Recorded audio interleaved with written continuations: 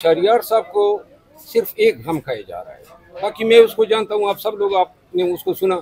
उसकी बेटियां हैं, वो उनके सिक्योरिटी के हवाले से काफ़ी फिक्रमंद हैं और इसी वजह से वो उसने अपने बेटियों को इस्लामाबाद से रिमूव करवाया है, एक अनडिस्क्लोज लोकेशन पे रखा है। ये वाहिद गम और फिक्र है, बाकी शहरियार की कोई कमजोरी नहीं है। शहरियार अफरीदी के हवाले से एक और हुक्म दिया था इस्लामाबाद हाई कोर्ट ने कि डेथ सेल से उसको रिमूव करके जो उसकी इंटाइटलमेंट है उसके मुताबिक बैरक में रखा जाए।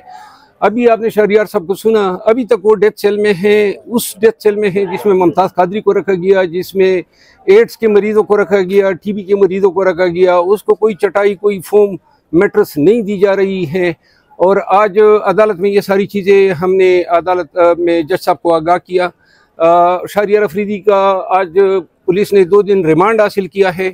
रिमांड एक्सपायर होगा मंडे को, तो इंशाल्लाह मंडे को हम उसकी जमानत की दरख्वास्त दायर करेंगे। 12 तारीख को उनके भाई की डेथ हुई। शाम को ही हमने रजू के इस्लामाबाद रावलपिंडी के डिस्ट्रिक्ट मजिस्ट्रेट से पैरोल की दरख्वास्त दी। हमें उम्मीद दिलाई गई कि हम हुकूमत वक्त से पूछ के फिर आपको बताएंगे, और हुकूमत वक्त ने फिर ये फैसला किया कि जी उसको भाई की आखिरी दीदार जो है नहीं करानी है। तो यूँ इन्होंने अपनी फिस्ताइयत पे मजीद मोहर लगा दी कि ये इतनी यानी कि ज़्यादती की इस हद तक को जाने को तैयार हैं जो ये कर रहे हैं। और जो मुमलिकत खुदादाद पाकिस्तान में आजकल हो रहा है, ये आप सब की नज़रों से ढका छुपा नहीं है। और ये जुल्म के जो आयाम हैं ये बहुत शॉर्ट होंगे, लेकिन जो भी ये जुल्म कर रहे हैं एक एक को इस जुल्म का बदला चखाना होगा। आजम खान लापता होते हैं, पुलिस कहती है कि हमने गिरफ्तार नहीं किया, FIR भी कट गई है। क्या समझते हैं आजम खान की? आजम खान की फैमिली से मैं कल मिला हूँ और ये गिरफ्तारी जो है इस्लामाबाद में जितने लोग उठाए जा रहे हैं वो पुलिस की रजामंदी भी नहीं बल्कि पुलिस आलाकार बनी हुई है। ये ड्रामा है, टोपी ड्रामा है। 365 की इन्होंने FIR कर ली। उठाने वाले जो है उनके मददगार जो हैं वो IG इस्लामाबाद है।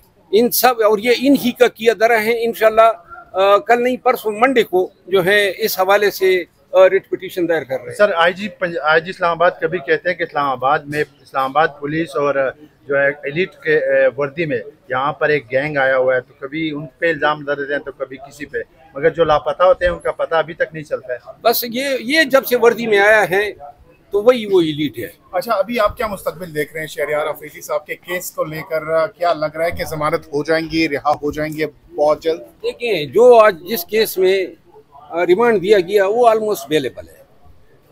एक दफ़ा इन्होंने लगाया है 435, वो तब अट्रैक्ट होता है जब गिराव जलाव में आप एक्सप्लोसिव यानी गन पाउडर को, बारूद को इस्तेमाल करें या कोई जलाव करें। इस FIR में जलाव का तो कोई जिक्र ही नहीं है, न कोई चीज़ जलाई गई है।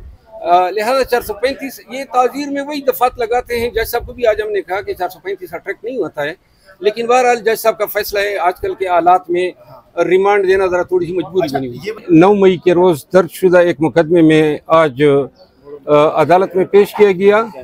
ये वो मुकदमा है जिसके हवाले से इस्लामाबाद हाई कोर्ट ने 2 जून को इस्लामाबाद पुलिस को अहकामात दिए थे कि 7 जून तक हर हालत में उसको पेश कर दें। लेकिन चूंकि इनका मकसद ये था कि जब इसकी 3 MPO अख्तिताम पजीर होगी तो फिर इस केस में अलहदा पकड़ेंगे ताकि इसकी कैद-ओ-बंद की सहूलतों में ज़रा तवालत आए।